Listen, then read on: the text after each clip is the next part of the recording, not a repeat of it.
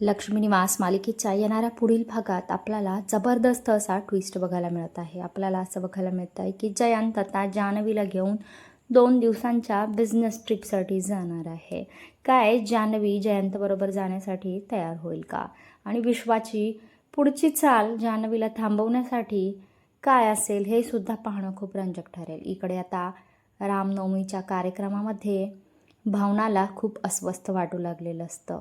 त्यानंतर नीलांबरी देवाची मूर्ती तिच्या पदरामध्ये पडण्यासाठी हट्ट करत असते. कारण की ती म्हणते मी मोठी सून आहे आणि पहिली माझीच कूस उजवली पाहिजे. त्याच्यामुळे ती हट्टाने रामाची मूर्ती स्वतःच्या पदरात पाडून घेण्याचा प्रयत्न करते. पण योगायोगाने ती रामाची मूर्ती भावनाच्याच पदरामध्ये कोसळते आणि भावनाला खूप जोराची चक्कर येऊन भावना त्या कार्यक्रमामध्ये खाली कोसळते आहे.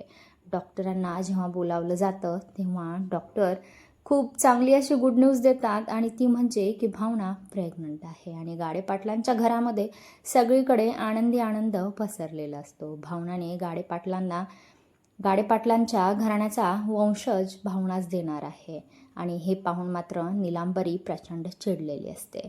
काय आता भावनाची घरातले सर्वजण कशी काळजी घेणार हे पाहणं खूप रंजक ठरणार आहे.